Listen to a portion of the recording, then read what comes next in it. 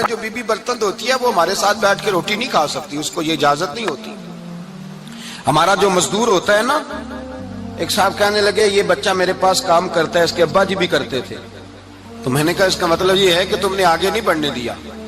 تم نے کہا مزدور ہی رہنا ساری زندگی، یہی رہنا میرے پاس،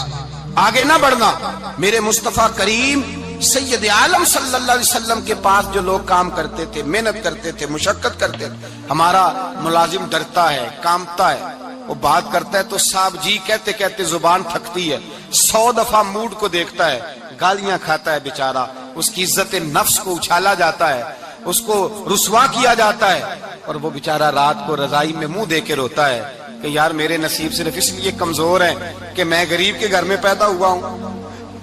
ہم احساس نہیں کرتے، اور مزدور کو کبھی موقع مل جائے جان چھوٹنے کا تو بھاگ جاتا ہے۔ ہمارا کردار اور اخلاق ایسا نہیں ہوتا۔ حضرت زید بن حارثہ رسول اللہ کے غلام تھے،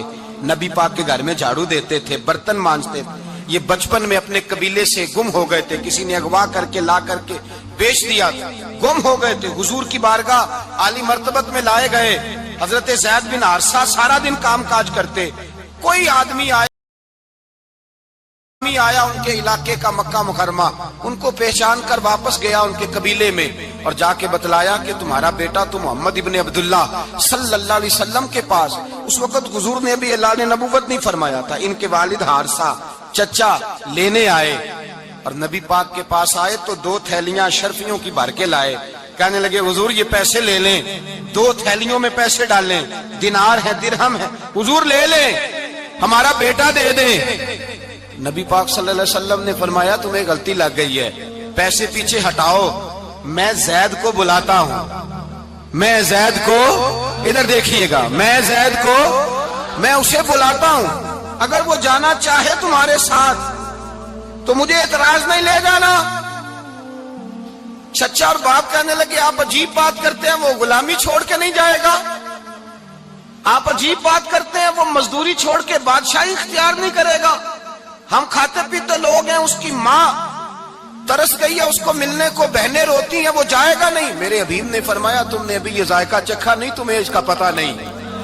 تو میں بلاتا ہوں، اگر جانا چاہے تو پیسوں کی ضرورت نہیں، لے جانا۔ حضرت زید کو پیغام دیا، آئے، حضور نے فرمایا وہ تمہارے والد کھڑے ہیں، وہ چچا ہیں، لینے آئے ہیں۔ جناب زید گئے، باپ کے گلے سے لگے، بچھڑے ہوئے باپ بیٹا ایک دوسرے کو مل کے کھل کے روئے، کہا بیٹا تیری ماں کی آنکھیں پتھر ہو گئی تیرا رستہ دیکھ کے، تیری بہنیں ترستی ہیں تیرے چہرے کے دیدار کو، بیٹا وہ گلیاں بھی روتی ہیں جن میں تو کھیلا کرتا تھا، پر اب فکر کی بات کوئی نہیں، اب کوئی پریشانی نہیں، میں پیسے لایا ہوں تجھے لے جاؤں گا۔ نبی پاک صلی اللہ علیہ وسلم نے دیکھا نا، جب باپ بیٹے کی گفتگو ہو گئی، آنسو بہ گئے، بوجھ ہلکے ہو گئے، تو میرے کریم نے فرمایا زید اگر تم چچا کے ساتھ، والد کے ساتھ جانا چاہو تو میری طرف سے اجازت ہے، تم جا سکتے ہو۔ یہ لفظ کہے تو جناب زید دوڑ کے حضور کے قدموں میں آ کے بیٹھ گئے، حضور کے قدموں میں بیٹھ گئے، اور گویا فاضل بریلوی علیہ رحمہ نقشہ بیان کرتے ہیں، کہنے لگے تیرے قدموں میں رہوں، غیر کی ٹھوکر پہ نہ ڈال، میں جھڑکیاں کھاؤں کہاں چھوڑ کے صدقہ تیرا، اور تیرے قدموں میں جو ہے غیر کا منہ کیا دیکھے، کون نظروں پہ چڑھے دیکھ کے تلوا تیرا۔ کہنے لگے حضور میں نے نہیں جانا، میں یہیں رہوں گا۔ چچا اور باپ نے دیکھا تو کہنے لگے بیٹا تو غلامی چھوڑ کے نہیں جائے گا،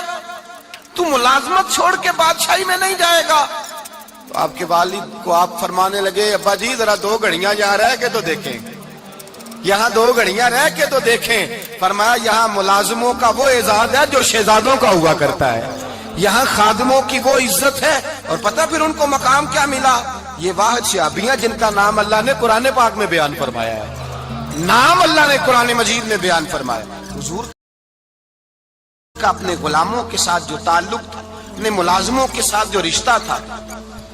بڑا آدمی آتا نا، بڑا آدمی، تو لوگوں کی گھر میں جو بیوی برتن دھوتی ہے وہ ہمارے ساتھ بیٹھ کے روٹی نہیں کھا